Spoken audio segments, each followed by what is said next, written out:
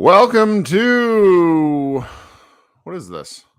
Pod Mavericks presents After Dark. Kirk Henderson and Josh Bowe joining you after a week apart, recording here tonight on April 25th. It's a Tuesday night. The Atlanta Hawks just held off elimination, defeating the Boston Celtics in a pretty wild game. I'm Kirk Henderson, editor-in-chief of MavsMoneyball.com, and I'm joined by the man Josh Bowe, my co-editor over there. What's going on, Josh? Oh, nothing much. Just continuing to march through this weird time that we did not expect to have off. Joining some NBA playoffs. You know, it's kind of same old. Nothing crazy going on. But it's good that we get to check in and chat because there's always something to talk about. There's always something. You know, we were both of us were like co-irritated today, and I would say like Josh and I share like part of why I think our show works and our website works is there's a lot of different opinions and a lot of different thoughts. But one of the things that our website is kind of like locked in unison about is just this very bizarre notion that the Dallas Mavericks could have made the play-in. It's something like. I want to say it was Landon over at Mavs Fans for Life tweeted something to the effect last night of like, this is why you try to make the play-in, talking about how the Lakers and then it was earlier tonight, the Heat which were an 8 seed entering the playoffs. They went up 3-1 over the Milwaukee Bucks, and that just started a general discourse over, well, this is why you try. And it's like, I'm trying to understand the point of view because I get not quitting. Like Luka didn't want to quit. Kyrie didn't want to quit. But the Mavericks lost so many freaking basketball games. They were terrible. And it's like, well, what if the team that couldn't win 2 games in a row could all of a sudden go on a 6-game hot streak? That also wouldn't have mattered because the Thunder won the game on Sunday. No, that's the other part. It's I don't understand. It's all this. It's this bizarre retcon from people that I really like. Which it's just like, I'm sorry, the Mavericks couldn't. You know, not only would they have not made it as a 10 seed, like just all this, like it's a cacophony of like multiple bad things happening, and it's going to keep haunting us right up until the Dallas Mavericks lose their pick in the lottery. I do not want to hear it after that. But yeah, it's like comparing the Miami Heat and the Lakers to the Mavericks, like. Those teams were they were the 7th seed. Like the Heat fell down to 8 in the play-in, but like you cannot compare those 2 teams to the Mavericks. Those 2 teams were above 500, like 7th seed. If this was before the play-in, they would have made the play. The Mavericks were 10 seed, 6 games under 500. They're not the same. Not the same. So it was just like, I get it. I think it's just, you know, national guys aren't obviously as plugged into the team as we are, and this isn't like a disrespect or trying to say they don't watch the games. I mean, those guys do a lot of work and watch the games. It's just, I think it's just a reaction to like, wow, this Maverick season really sucked. What's going on? And trying to make hay of it, and this has kind of been the reaction. That's the only thing I can think of because the logic has just flown out the window, and it's been people just making up these narratives that don't exist, and like, you know. Like it's over. Like if we were talking about this before the season ended, there'd still be a discussion about it. But like it's over. The Mavericks made the right decision. Like, the thing that would have happened. Like we don't have to go back and what if this because the Mavericks made the right call. As much as it sucked and as much as it's like a reflection of how embarrassing the season is, that's where I figured this is where all the critique would come from. Mm-hmm. But instead, it's like this weird, like, oh well, they still had a chance, and it's like, no, they gave up that chance like 2 weeks before when they lost 2 straight games to the Hornets, and they lost 3 straight to Atlanta and Miami and whatever the Sixers. Like, you know, like that's when it was over. So they actually tried longer than I think most other teams would. Yeah, I mean, and other teams would have thrown in the towel earlier. And in hindsight, it really looks like the Mavericks were trying to ride it out in an organic way. Part of why the tanking against Chicago and San Antonio was like so offensive to people was they had beat the Kings the night before or a game before. Yeah. And I don't think we thought they were going to win. The Kings were on the second night of a back-to-back, but it was like it was a made 3 from the Mavericks losing the game, more or less. The Kings just couldn't hit shots. But, you know, we're here now, and that's sort of, you know, the way things have gone. You know, we've not talked a ton about the playoff basketball. And I will say that there are some things that have sort of stood out to me. And, beyond the fact that with this new collective bargaining agreement, the Maverick or like Adam Silver is going to get his midseason tournament, which is going to be a little bit peculiar, but it's been very apparent to me in these playoff series, at least the ones that are a little bit more evenly matched, that it just feels more and more like the regular season does not matter. So you look at what the Lakers have done, and obviously the Lakers started off the season really bad. They had lots of injuries, and then they remade their team. Yeah, they have a completely new team. But they remade their team, and Rui Hachimura, who was the earliest acquisition for them and their whirlwind of trade stuff, also wasn't part of their revitalization down the stretch. And he has been the man for them against Memphis, playing probably the best basketball of his career.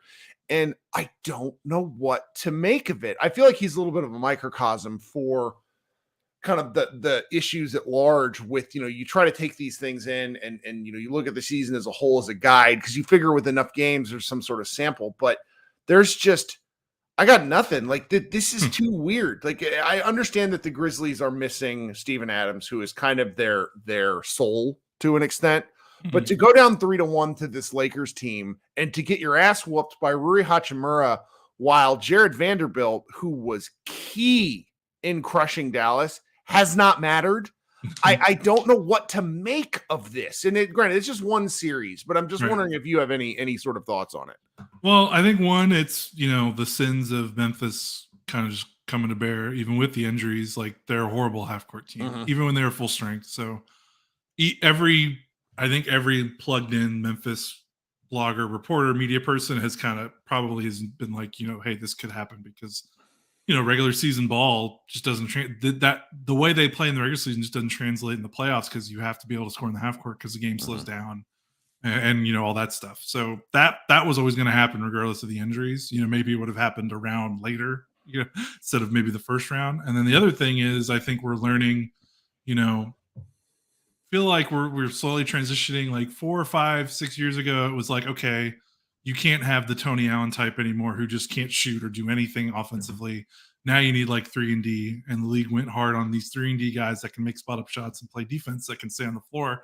Now I feel like we're going like a step past that, and it's like, okay, you can't just shoot three. Like you have to be able to attack a closeout because the defense is adjusted again, and now they're taking away your threes. So if you can't dribble or if you can't do something with the ball, not saying you have to be a point guard, but if you just can't do the basic line drive, attack a closeout, now you're less valuable because defenses just keep adapting and adjusting. So, Rui Hachimura, say what you will about him. I mean, he can do that. He can be your fifth guy that can attack a closeout or make a corner three.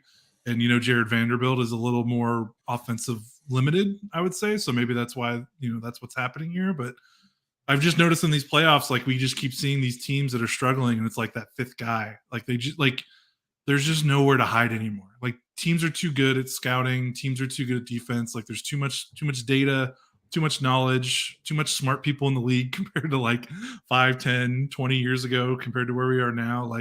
It's just hard to hide guys on the floor like it used to be, I think, even 5 or 10 years ago. I think that's what we're seeing. Look at Cleveland. They've got 4 of maybe the 5 or 6 best players in that series. But because they don't have that fifth guy, they're struggling big time. I want to circle back to that series in a second, but the chat is making note of the fact, and this is important. Brandon Clark missing from the Grizzlies. That's another key thing, huge. And that it just goes to show you how team construction, you've got to have real depth. And the Grizzlies are obviously not aided by the fact that Dillon Brooks is just the embodiment of I feel like it went from being fun to root against him in a couple of days to he's sad. His quotes paired with the fact that he's skipping the media, Memphis may never recover from this. This is a dynasty shattering before it even assembles, with just pure hubris. It's sort of sad. Ja Morant earlier, when he hurt his hand, he compared his off-court incidents with his injuries. And it's have some self-awareness, guys. So it's like Yeah. they're kind of the perfect situation to a perfect storm of sadness.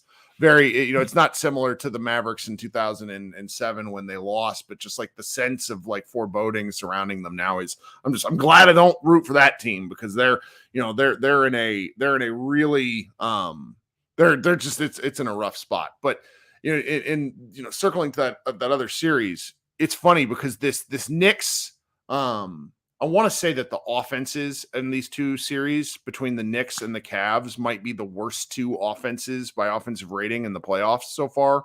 Yeah, I think I heard on the Low podcast that if these ratings were in the regular season, they'd both be they'd be 30 and 29. Right, and I'm like below the Hornets. So I'm struggling to reconcile like our guy, Jalen Brunson, who we miss, absolutely tearing it up while having the ball longer, more per possession, and more dribbling than Luka did in last year's playoffs, while also winning.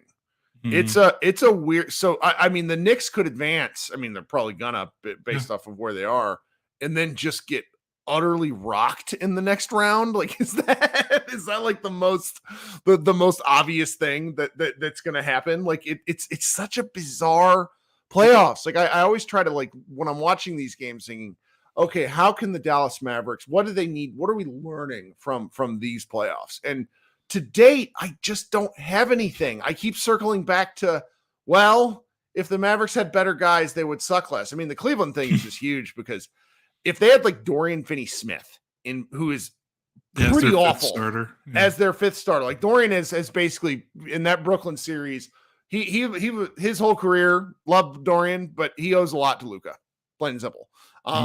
But if he was on that Cavs team as their fifth starter in the small forward spot, which essentially gave them nothing, maybe the Cavs would win more games. Maybe they would, maybe be a tie series. I mean, it's just. Or what if they did that Karis LeVert, Tim Hardaway Jr.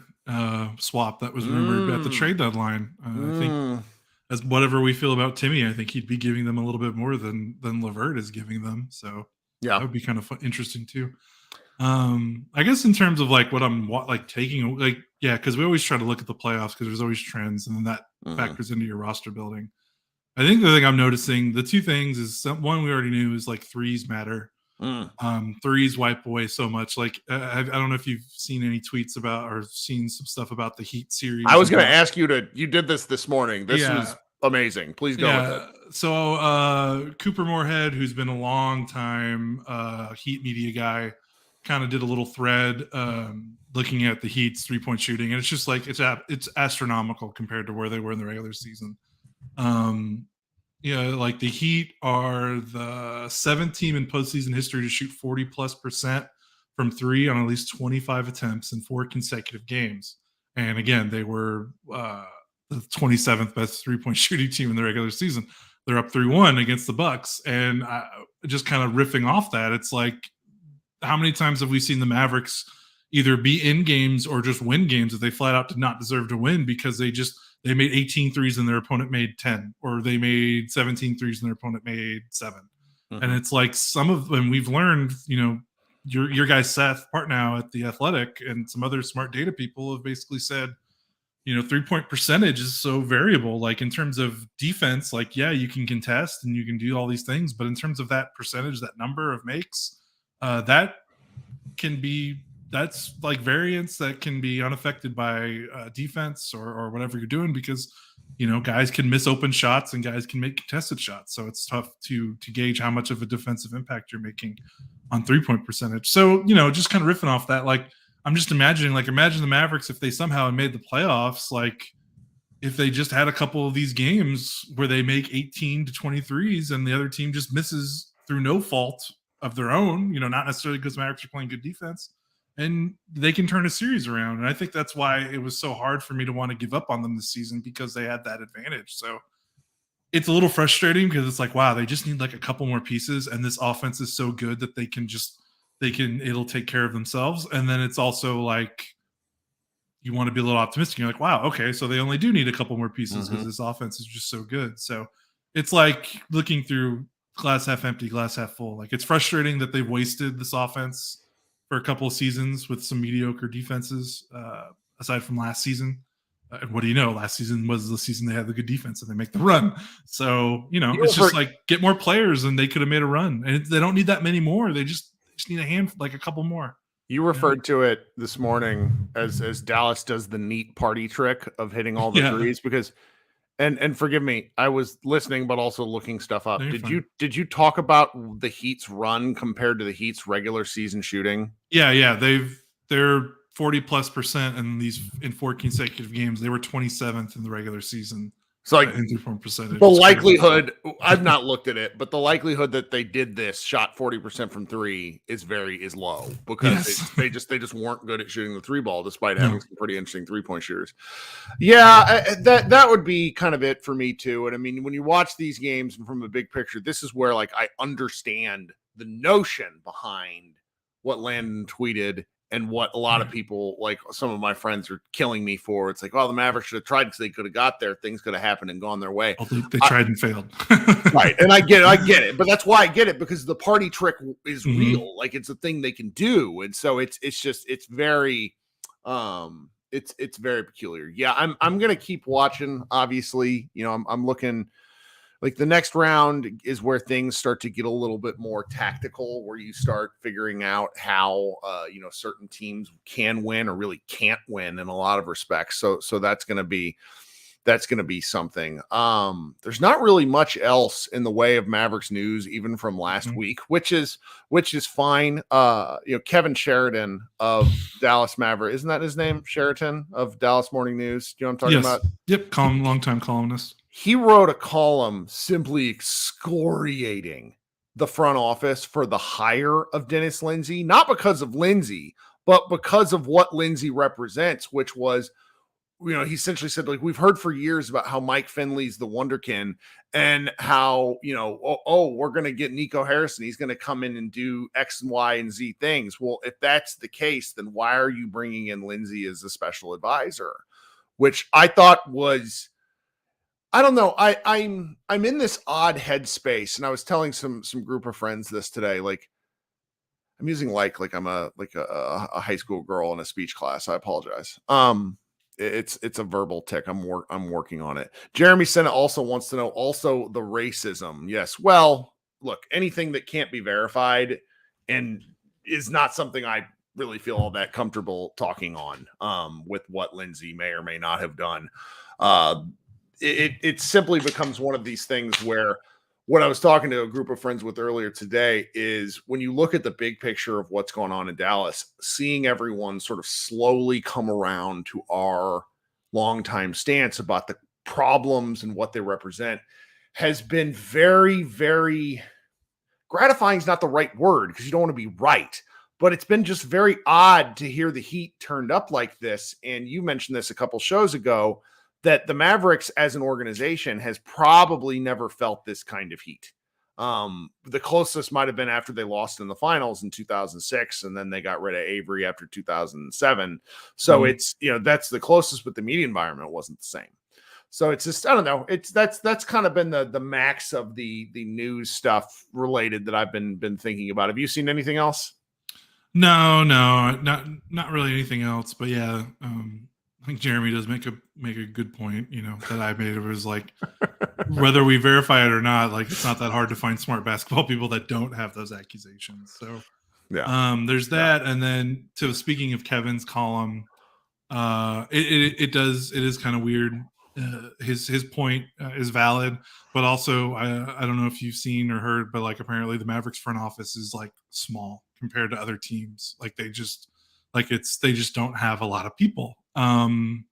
So yeah, well, yes, they did sell us a bill of goods with Finley and Harrison and Cuban. It sounds like, though, it's them and then like a cap guy, and it's like, you need more. Like, you need more. They could be wonderful. They could be wonderful for all we know. They don't get a chance to work. Yeah, that's been the real, like, everything. And I experienced this in my job, and I'm sure lots of people do.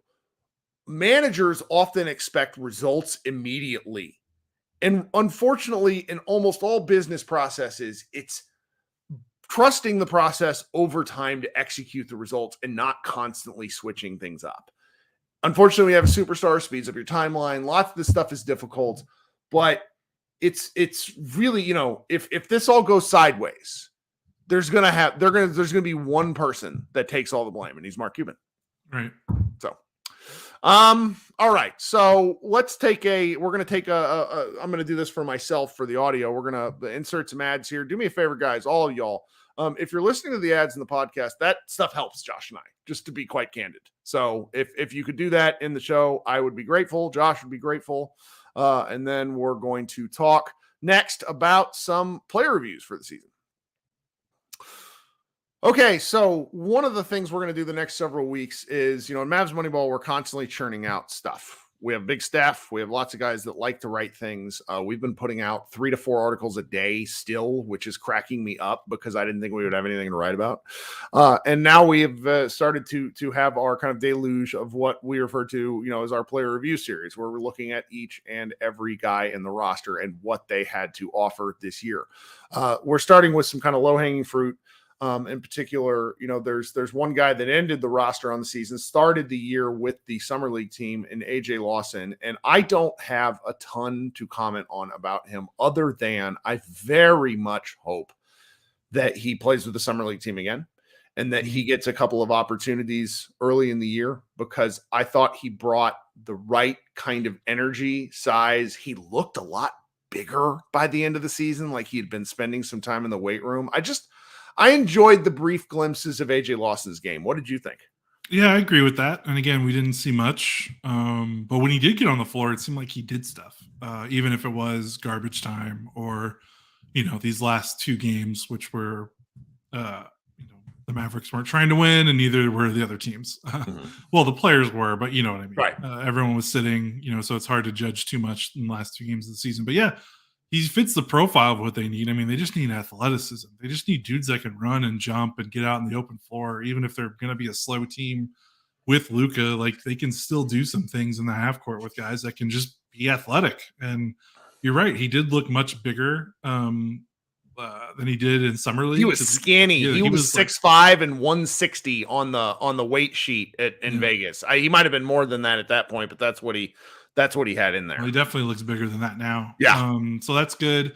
It was a little bit of a bummer he didn't get more time, because I think right when a lot of injuries hit with Luka and Kyrie, he got into a game and I think he hurt his knee, like sprained his knee or something. And he might have gotten some minutes if that didn't happen, I think. But by the time he came back, Luka and Kyrie were back and they kind of had their full rotation back.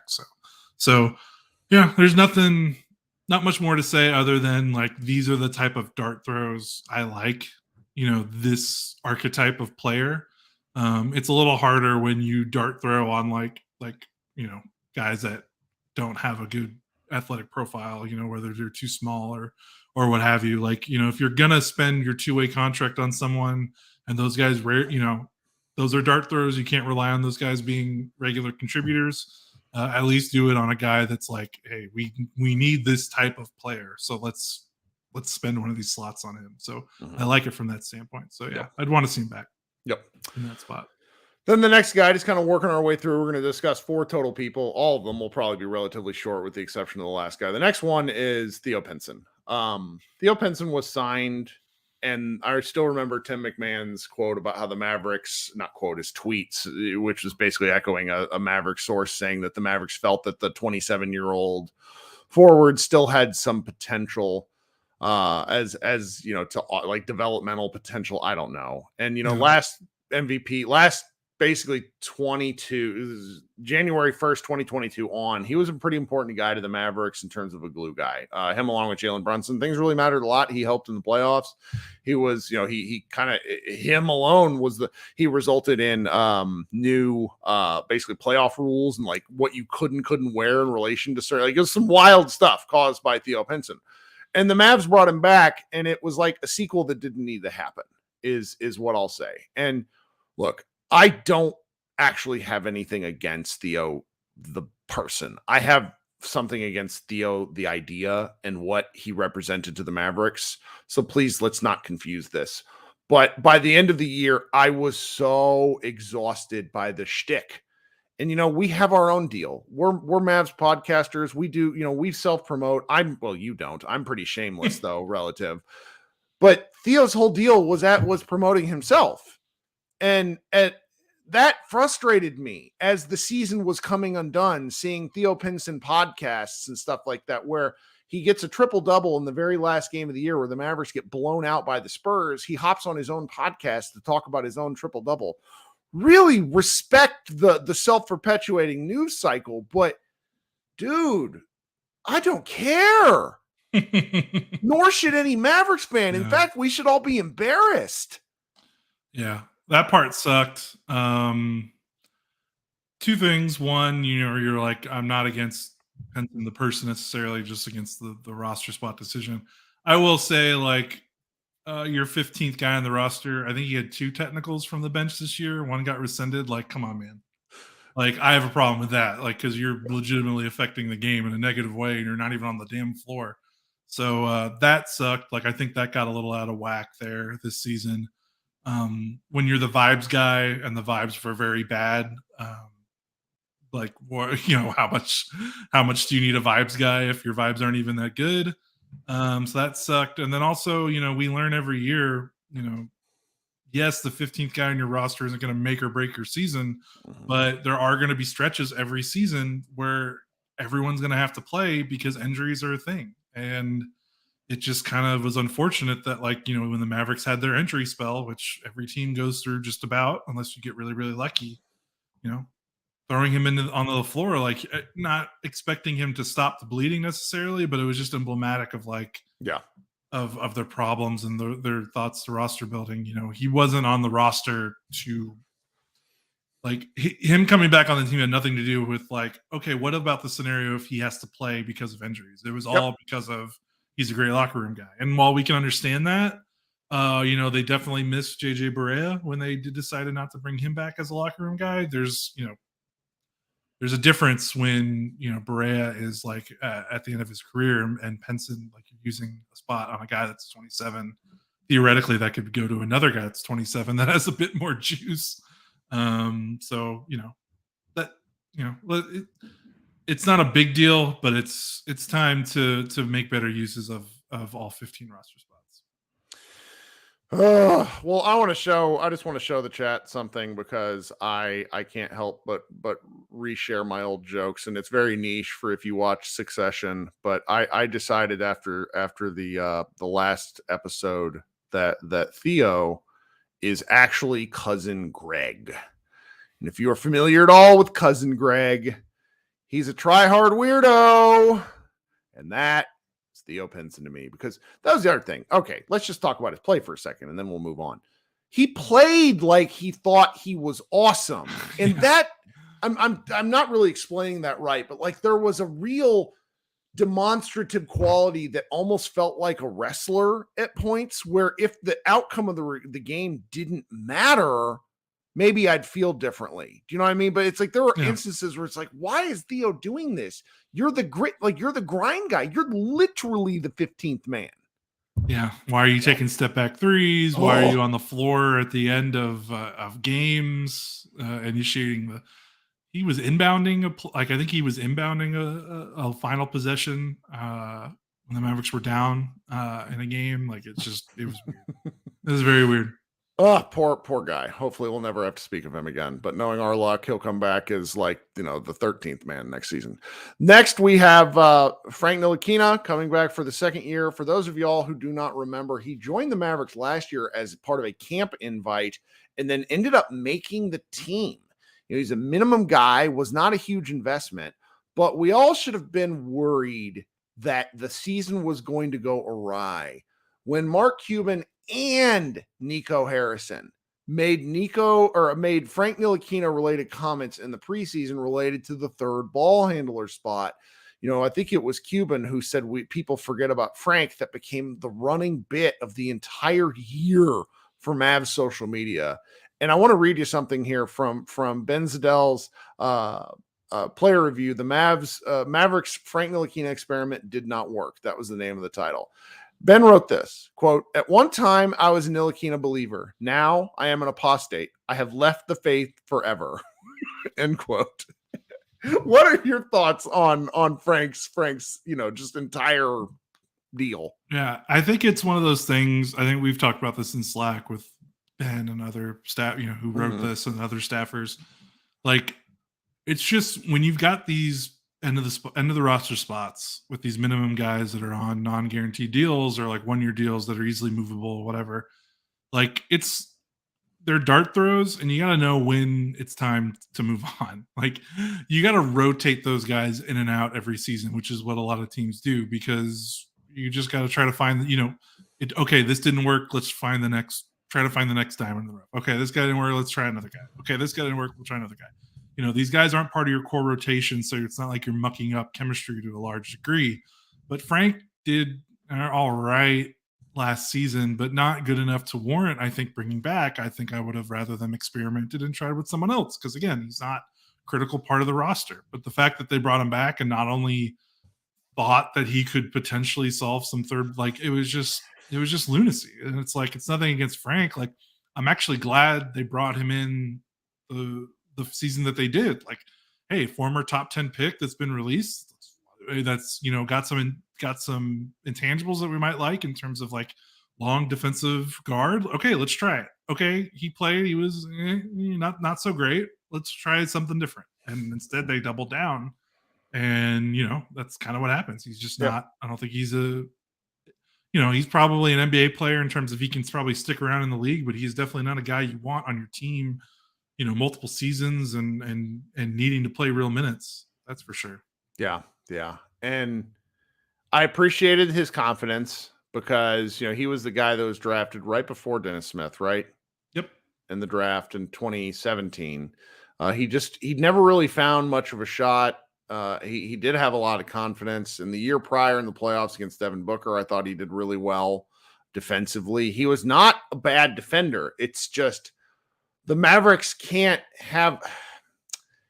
He was really, like, he had a lot of confidence shooting the ball and wasn't very good at it. Like, in one, so it's just, it was a rough deal for him. And I've talked about this theory before, but I might as well talk about it again. So if you assume 15 guys on every NBA roster times 30 teams, 450 players, there's roughly 75 to 100 guys, the back, 15 to 20% of the league, that could be interchanged with guys that are overseas. They're that are playing internationally, that have chosen to step away for one reason or another. The NBA does boast the best basketball players in the world, but when you get to the back half of rosters, guys want to play. So they don't necessarily want to go play in the NBA for the final shot and just sit on somebody's bench. They want to go play basketball and make money. Yeah. So if the Mavericks are going to treat the back half of the roster in a certain way where they don't really pay attention to the final 5 spots, then they have to be willing to do more to bring guys in. And dart throws don't always work. So sometimes we're inadvertently harder on them than we should be, because it is a back 5. Mm-hmm. But in 2016-17, they did some dart throws with Dorian Finney-Smith, with Maxi Kleber. It can work. You just need to do the work, which circles back to what you had mentioned earlier in relation to that Kevin Sheridan post, where it doesn't seem like the Mavs do their homework, and they just kind of, they throw shit together. And that's been, Frank was kind of a byproduct of that.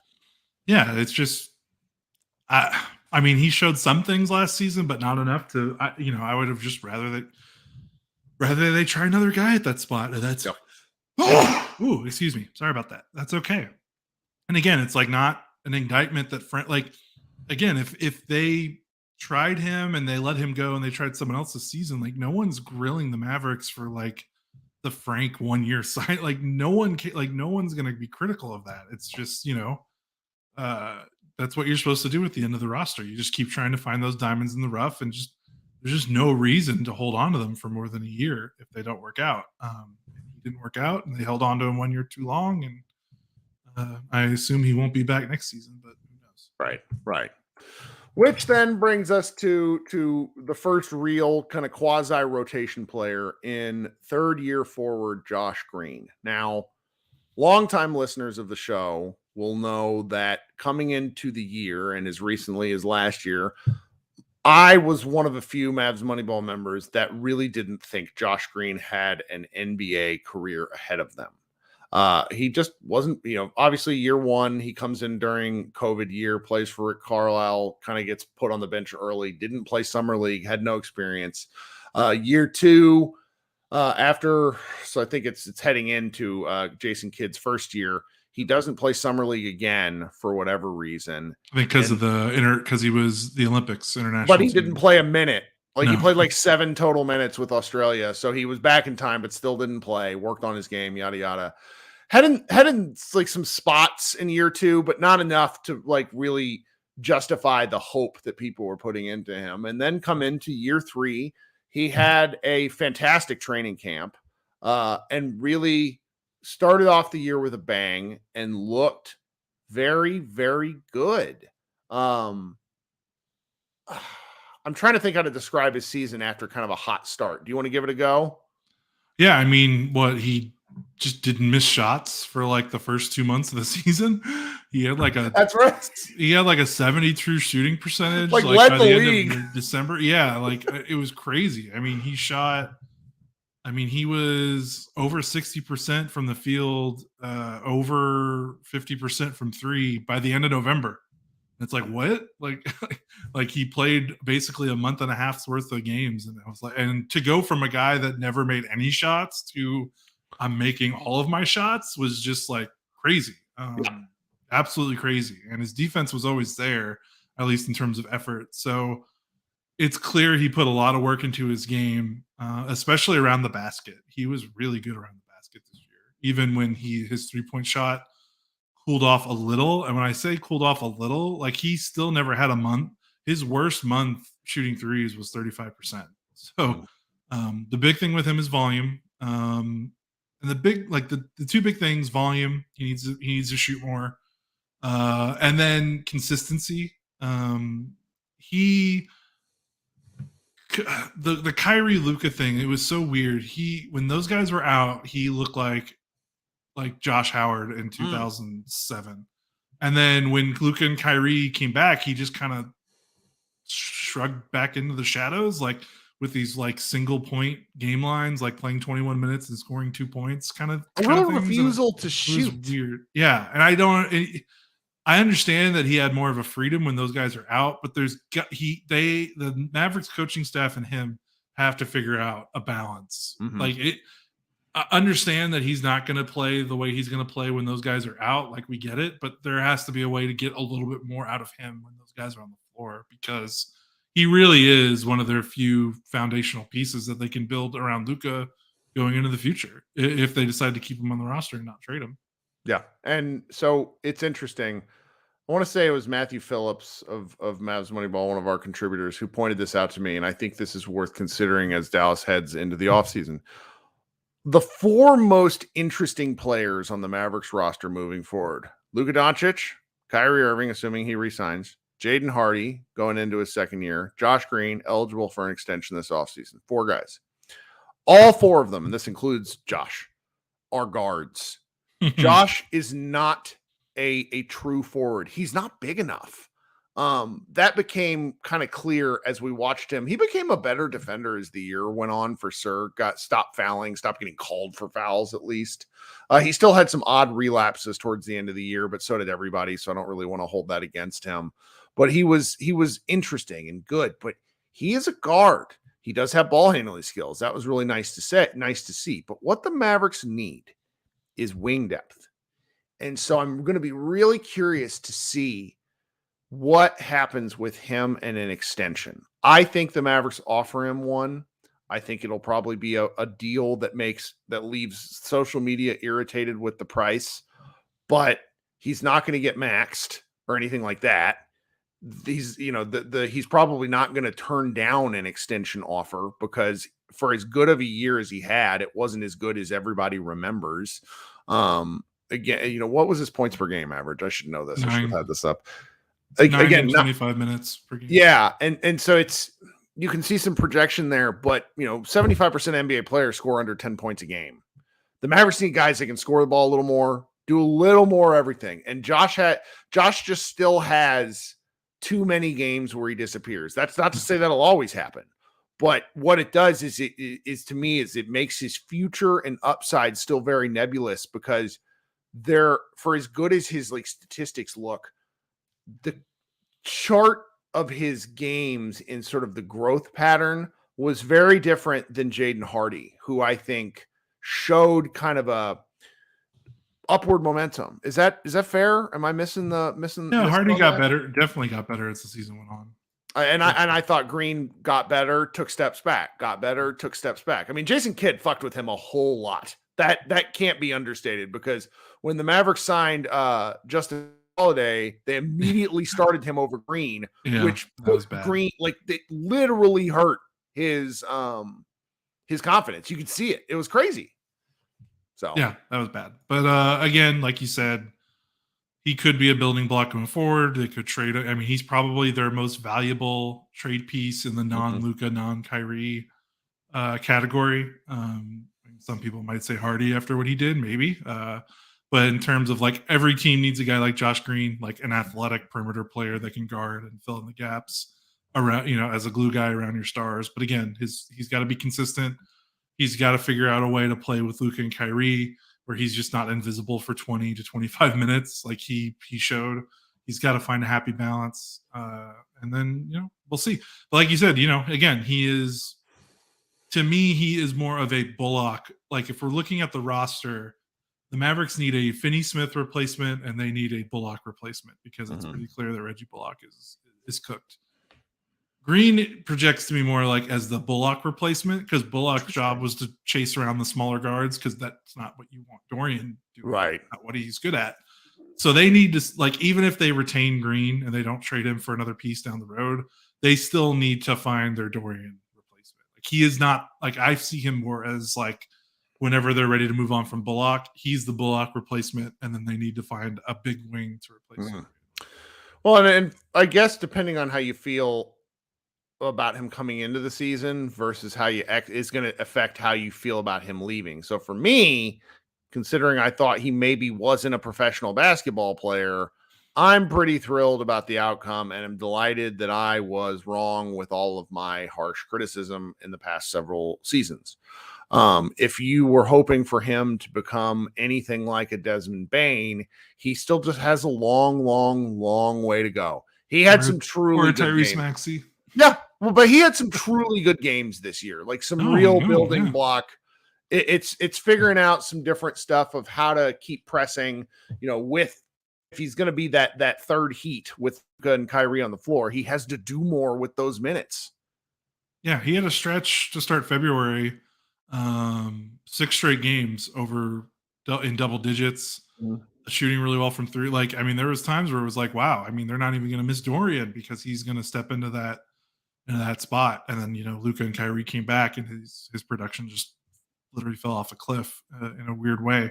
So yeah, they have to find that balance. It's awesome that he was able to step in during injuries and put up like 20 points, 23 points. Like, again, they need more guys like that, because, like, as much as we love Dorian, as much as we love Maxey and some of these other guys that they've been hanging on to for a long time, Reggie, those guys, when Luka and Kyrie out, were not like, those weren't the kind of guys that could shift their game into, okay, I will step up and I will do more.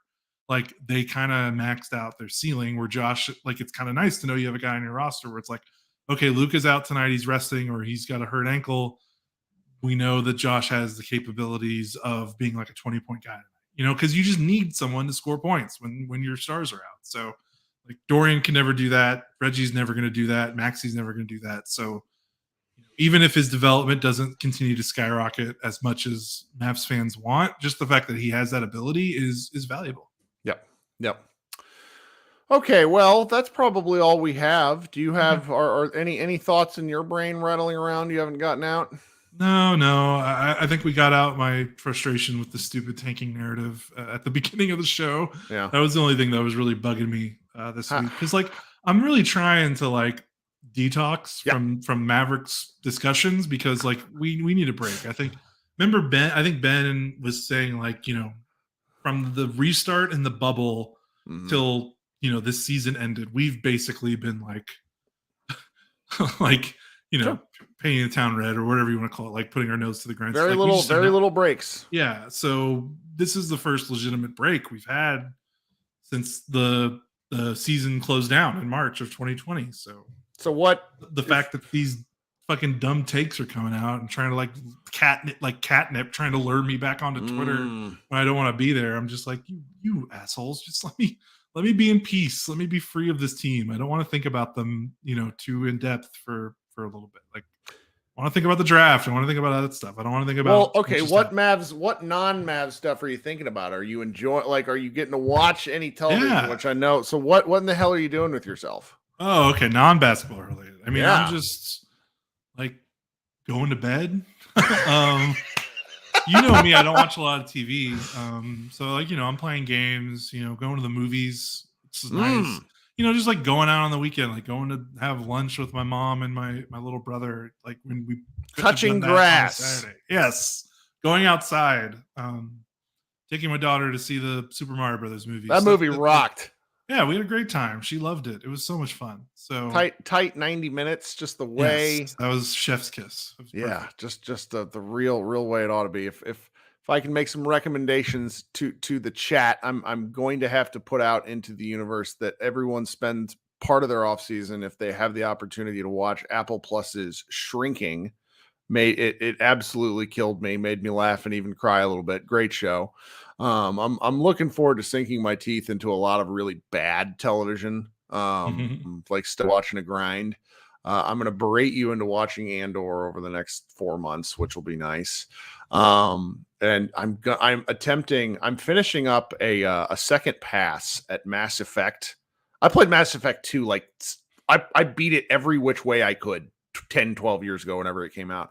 Mass Effect 3, I played once and turned off angry. I played the whole thing, but I remember hating it.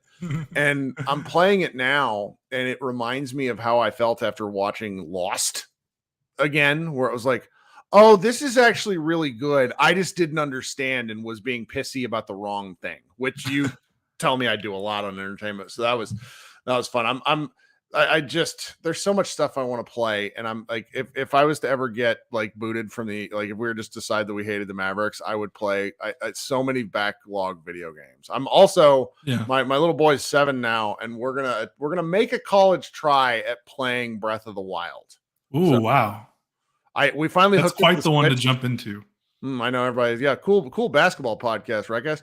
But I hooked it up to the big ass television I have, and I forgot how amazing that game looks. It looks great on the handheld, but on the big, good God, what a cool looking game. Yep, for sure. All right, so before we close out here, just head on over to Mavs Moneyball. We're still writing a lot of stuff. We had our first draft profile up today. One of our new writers wrote about Grady Dick, and I teased him a little bit because he didn't take a firm enough stance on Grady Dick, who probably wouldn't. If the Mavericks were in a better spot, he'd be a better player to pick, but they need a guy who can play right now, so it doesn't really seem likely. We're going to be writing more and more. We're going to try to cover the top 5 guys in the next couple of weeks, just in case. Well, and the likely thing that the Mavericks don't jump in the lottery, we at least want to have words down about what it would be, and then we're going to probably cover a lot. If likely it's 80% chance they stay in the 10th spot, so we'll cover a lot of guys through there, and just sort of see, and then we'll start talking about where the multiverse of options that could happen with the 10th overall pick. And there's a lot of stuff. I mean, Brian Damaris wrote a column last week that he indicated he thinks the Mavericks will trade the pick if they get it, which it makes me irrationally angry, even though I know it. It's not Damaris's fault. It's the most prudent move to get a win now player. But I'm like, oh, this is how we got here. Yeah. And then what's more, we can look at the players that can be drafted. We don't know who they're going to trade for. There's just and I'm so bad at projecting that. That's why it's lame, because it's well, I don't know who it's going to be. But I know who they could pick at 10 potentially. But so that's more fun to get excited about, because with they might trade 10. It's well, for who? I can't get excited for just trade. It becomes so complicated. that was Matt Moore's point when he was talking to us late at night after one of those games where he's like, you can go into the draft with the intention of trading and nothing would materialize, or you get undercut by someone like the Blazers who have a higher pick doing something similar. So it's just, a lot of people, Locked On Mavs guys talked about Claxton last night. I'm like, does Claxton move the needle? Honestly, does Claxton move the needle? And the fact that I don't have a firm answer for that is just, Jeremy says, just accept that it's Rudy Gobert. I mean, someone sent me like a all hate, like the Mavericks somehow get Draymond Green and get Rudy Gobert. It's just like an all Kirk hate team is just the ideal situation. That's where we're headed. I would have like that's how the Mavericks forced me to get off the airwaves, by just assembling players I hate on the team, specifically me. Okay. Well, guys, once again, thanks for hanging out. I'm going to do a live show either Thursday night or Friday afternoon, if I can steal away from work, depending on how work's going, for 45 minutes or so. Be sure to subscribe to the YouTube channel if you want to be, and then actually hit the bell next to the show. Like there's an option if you click through enough to be able to get notified regardless of like every time we go live. That's the best way if you want to join one of these things. We're going to try to post on a regular schedule. We have kind of obligations to do at least 2 a week. We like doing 2 a week. I like doing 2 a week. So, come with your questions, come with your thoughts. Somebody says, wait, I just got here. I'm so sorry. We don't really have anything else to talk about, but I'll be back. And for those of you who are kind of newer to the format, with the shows that I do live show, I bring people up on stage, like here, where you can talk to me like this, because this is low production quality, but great conversation. So hang out with us if you would like, and be ready for that, because I enjoy talking to everybody. And I guess since I already asked Josh if he had anything else, he said no. I'm going to close this out. This has been Kirk Henderson and Josh Bowe. Please subscribe to the YouTube channel, rate the podcast, leave reviews, leave comments everywhere you can. I really appreciate everyone's support. We're creeping towards 1,000 subscribers, which, considering we didn't start this till the end of the year, I feel is pretty good. Pretty good. Nothing like our Locked On fan friends who have 23,000 followers. They've been doing it a bit more. All right, guys. Everyone have a great rest of your week, and we will talk soon. Go Mavs.